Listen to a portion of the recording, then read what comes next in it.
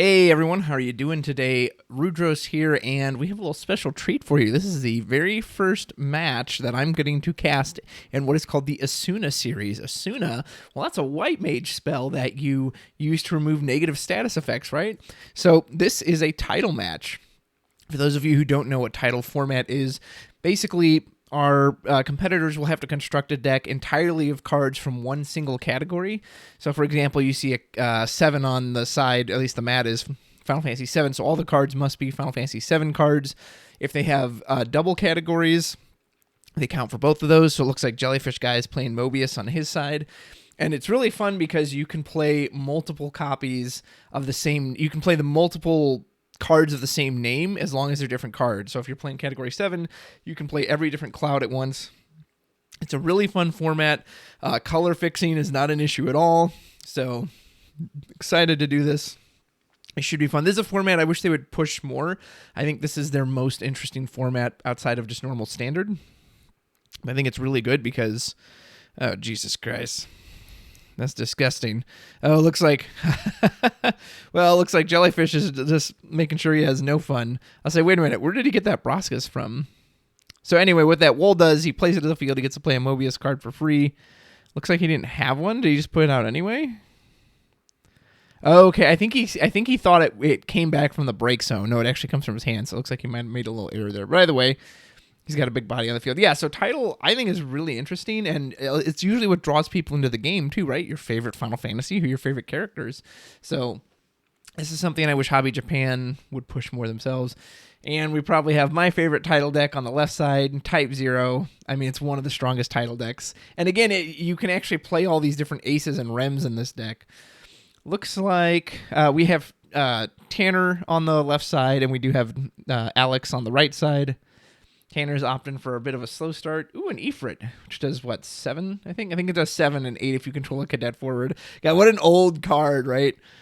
Such an old style card. And there's Maya, so I shouldn't be surprised. Jellyfish with his trademark aggression. These cadets definitely want to, if we want to have 9 or Ace do anything relevant, he's going to need to build up his cadets. They will take just a second to build up unless he's got, what's it called? Like a Shiva or some way to dull freeze him. Okay, so Tanner opts to put the Queen out, and at first I thought that was just kind of a strange play, but now he did it so he could cast the Odin, which will outright break a forward if he's got a cadet on the field to get rid of the Maya, which is good. And I think that Queen gets first strike as long as another cadet's on the field, so it should be, although the wall is still big enough to get over it. But this way you're only taking one, and the Maya's not just dulling it out of the way. Does leave Tanner with 2 in hand. And there's, again, here you go. 2 copies of Wall. And I believe that Wall is buffing up the other walls. That Wall's really big now. Yeah, this aggression is not what cadets want to do. They, again, like I said, you really want to build up, get 5 cadet backups, and then drop down to 9. What would be really good here is one of the ace backups. The Opus 9 ace backup, which is such a good card, but you can never use it because you have to use ace forward. But that's going to nuke the 2-cost wool for 7, which would be really good. And that'll lower the other one. Then we could use another ace to take out the other wool. But the question is, will we draw it? Tanner opted to discard the Moogle to put out 7. I have to admit, so the only reason I like this, the only thing I think that's the right play is if he has Snakebite in hand, because now you can cancel any of these auto abilities. That makes a lot of sense. Otherwise, I really don't like throwing away that Moogle. That's going to give you your power buff. And then, again, you're going to have 2 backups to play off of next turn. Because, again, this 7 and these Queens, they can't block these cards. So here comes Sarah. He's going to tell me we've got Snakebite. Yeah, see, we didn't have Snake, so that didn't do anything. Like, yeah, he would have lost the Queen, but, again, the Queen isn't... I mean, it can block the Wool, I suppose, but I don't know. I don't know what else we had in hand, but I would have liked to have seen that Moogle come down. Deuce is good. Deuce is real good, so that's going to put that Queen up to a 9k first strike. The 6 CP Wool is still a little too big for us. Again, if we had this Moogle right now, we would have... Queen would be 10,000 first strike right now, which means she's blocking anything that comes at her. Alex would have to triple party attack. Yep, still got to let that one through. Oh, interesting. He's playing the old Opus 3 King. You know, I always kind of like that card. It's basically just a big stat stick, but it was always enjoyable to see it get up to 15,000. Pretty silly power levels. I mean, we got to do something. This wolf's just going to keep beating us in the face, so we either need a way to remove it.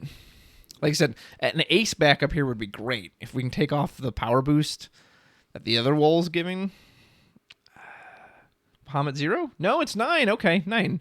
When 9 and 9 meets 9, we have arrived. So this is good. So this will kill off the wool. Yep. That will shrink that wool back down. Now the queen can sufficiently block it, which is good. And this is nice too, because if Jellyfish doesn't answer this 9 is now going to start removing forwards as it attacks every turn. Such a cool card. I love 9. Yeah, 9 is huge too. He's what, an 11? Gonna go in, hit a point damage off the queen. Ugh, and of course, it's Jellyfish, so it was an EX burst. He'll probably just like look and then draw a card, I'd imagine. He already has an active backup. So that'll start us off with 5 in hand, pretty good. And Mobius has access to a lot of summons, so I have to see what he draws here. This could be brutal. Oh man, I was wondering if he'd have Yasmat in hand. That is brutal. I don't know if he drew that or he had it in hand already, but that's pretty freaking brutal. We really needed that 9 to stay alive. There's an ace. That would have been a nice card to have. We're going to 6. Okay, I mean, I don't see how he comes back from this other than Bahamut 0. 9 is not big enough to take out Yasmat right now.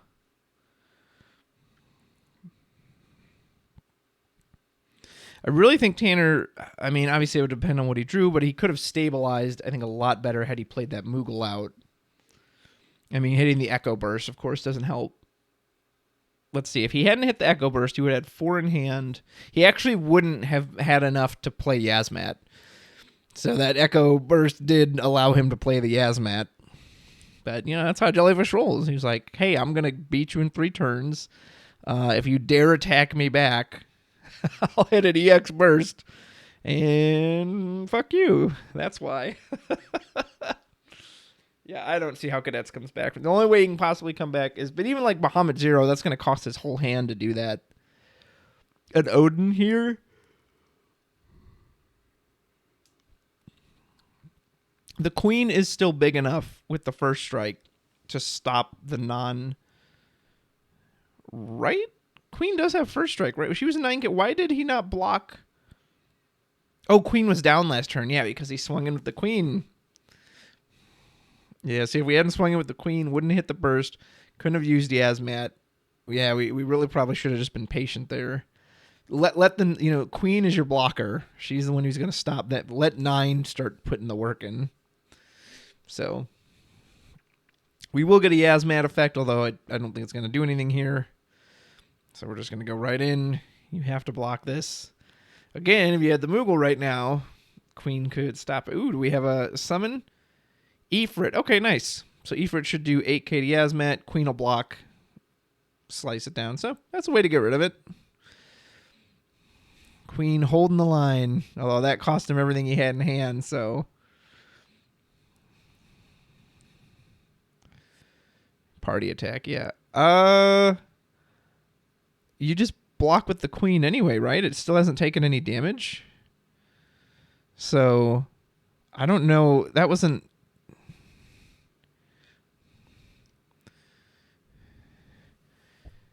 Yeah, because the queen's still a 9k first strike, and it hasn't taken any damage, so it'll just kill off the wall. It'll take the remaining 5 from the Sarah. No, the Sarah should still be alive.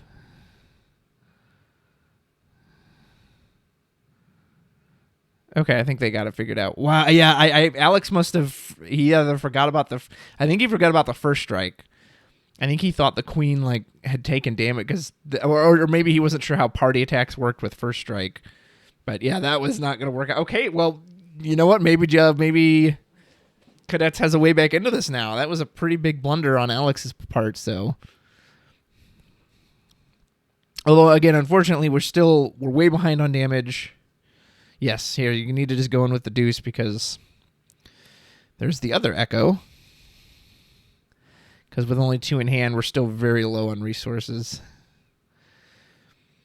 And it's a little... So the only thing about the going in with the other deuce... Hey, there's that ace backup. Okay, good. We got another cadet forward. I was going to say, because all he has to do is draw a Maya and then just dull you and he wins. So you basically need to have 2 blockers at all times. Interesting, he opted not to play that ace backup. I almost wonder if that would have been better. Because I'm trying to think of what Mobius may naturally have haste. I don't think there's... I'm sure something does, but... I don't know. I almost would have rather you'll get 2 backups. You'll take out the Sarah Mobius, so he has to be able to play not only a hasted forward, but one that also is like dulling the queen out of the way. The Maya can give other Mobius forwards haste. It can't give it to herself. I don't think he would have had enough to both play Maya and another card. Maybe. I guess it just depends on the card. Nice. So we're going to hit the deuce for 4,000. Take out those power buffs. I believe the ace still gets power based on... So ace should still be 8. 1 in hand. Yep, and then we're going to pass back to our opponent. Yeah, man, I really wish we just played that ace backup, because then that Sid Mobius, it wouldn't do anything. You have to have a forward for that. Cadets definitely feeling the pressure that Mobius has put him on, but man, I really wish we'd gone for that. That ace is such a good backup. I mean, yeah, I guess in theory it could technically whiff, but what are the odds of that? In a cadet title deck, that of the 5 cards you revealed, you're not going to have a single cadet in there. Seems incredibly unlikely. Ace, there's a thief, special card. Passing, interesting. I hope we got a concerto in hand. Because I'm expecting the Maya, or I don't know how many summons Jellyfish guy has, but again, Mobius has some of the best summons in the game, so pretty much any one of them could just end this. All right, we cast Zelira. Went ahead and took the ace out. Tanner is just trying to hold on for dear life. There's Diabolos and whatever that is. There we go, forward ace. Okay, so this should help restock our hand. You know, for the first time ever, I was playing Cadets the other day, folks, and I actually only drew a single card off this ace. I couldn't believe it. I was, like, shell-shocked. I was like, what? How is that possible? Because I've always drawn 2. Nice. Oh, so he's running all the backup 7s for the Snakebite. Very nice. Let's see. So, I don't think you can grab ace. So, yeah, he can grab any of these 7s, which unfortunately aren't super great. I think you grab the... I mean, I don't know. I guess if you just want another backup, yeah, just grab the 2 7s. You could play it. You've got the Snakebite in hand, so you'll stop any auto abilities. It almost seems kind of a waste to do this, but you can attack with the ace on the next turn, shoot something for 4, back attack in the 7, do another 2 to the board. Oh, and he has the Rem back. Oh, man. Okay. Man, I don't know if I like pitching that Rem. You could have gotten your 9 back with that. You legit could have gotten 9 back. Let me think. He had 1, 2. Yeah, what you could have done there is you could have pitched the 7 in the other card, play the Rem, get back 9, and then you just dull Queen and Ace, and 9 just takes out the Sarah.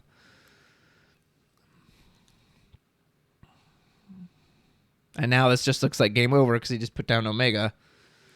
So, I mean, how do you kill this card? You know, Cadets just doesn't have... Everything they do is going to choose it. In which case you're just going to... Which, I mean, I guess that's better than nothing. If you remove the counter, you'll stay alive 1 turn, but you're just going to lose. Whereas if you'd put down the 9, if you put down the Rem into the 9, you would have had Queen, Ace, Rem, and Deuce, and the 9.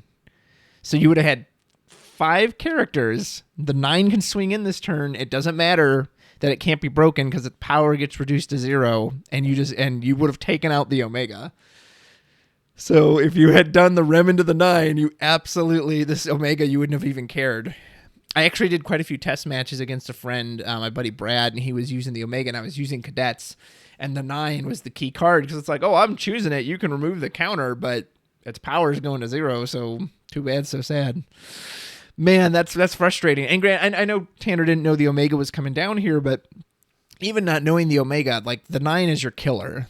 and you had the power to do that last turn. So that's unfortunate. So he played Sink. He swung with Ace. Looks like he dealt 8 to the Sarah. I wonder why he didn't choose the... Because if he still has a 7 in hand, he could have chosen the Omega and then used the 7 Snakebite to cancel the auto ability of it removing the counter, in which case it could still be chosen and take damage. I don't know if that would have mattered because he still can't kill him this turn. And then Alex could basically just pass on his turn, so... Yeah, ultimately still wouldn't have mattered. Yeah, we needed that 9 play from last time. That was our winner. Okay, so Jellyfish takes game 1. All right, folks, we're back with round 2. That's what I like to see.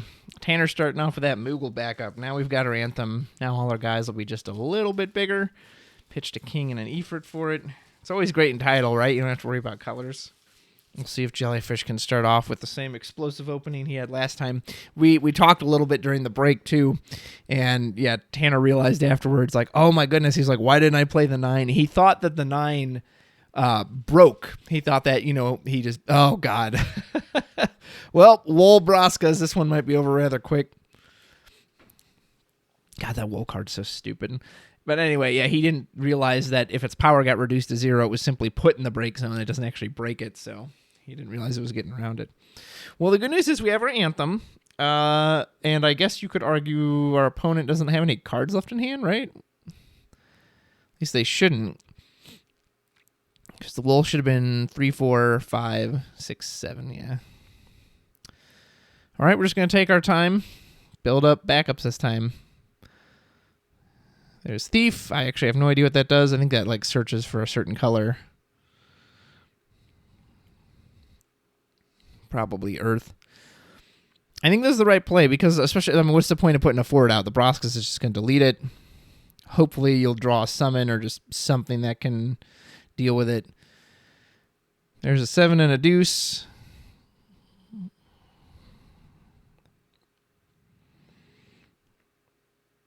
Unfortunately, that Odin, a forward has to be on the field to break it. So 2 aces could do the Opus 10 starter ace as well as the Opus 9 backup ace. Both of those together will kill Braskas.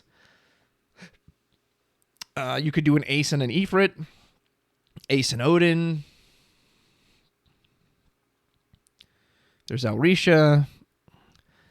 I don't think there's any single forward that gets you out of this. He will grab the 9, but the 9 is... Braskas has to get off the field before 9 comes down.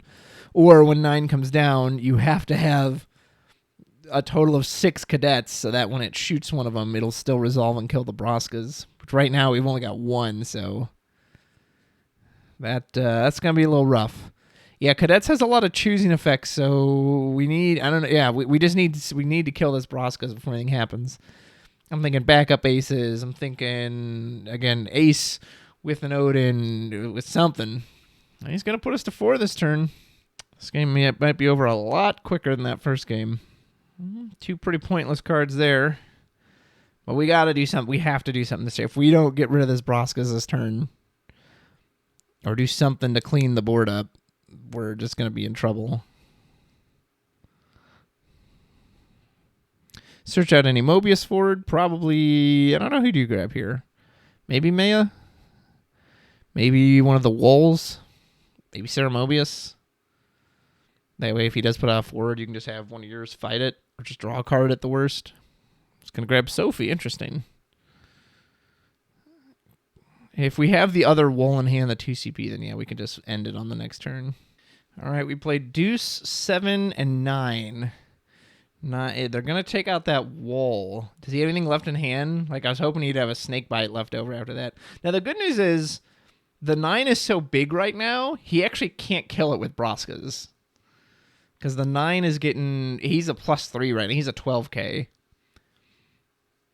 So he's either going to have to take out the Deuce, in which case he can just block with the 9 and kill off the Braskas that way. Or he's going to have to target the 9, which won't be enough to kill it. And then he can just block with it anyway. Yeah, and Alex is checking, how big is that thing? This is why you get that Moogle backup down, Force your opponent to have to really think about how they're going to mess with this math.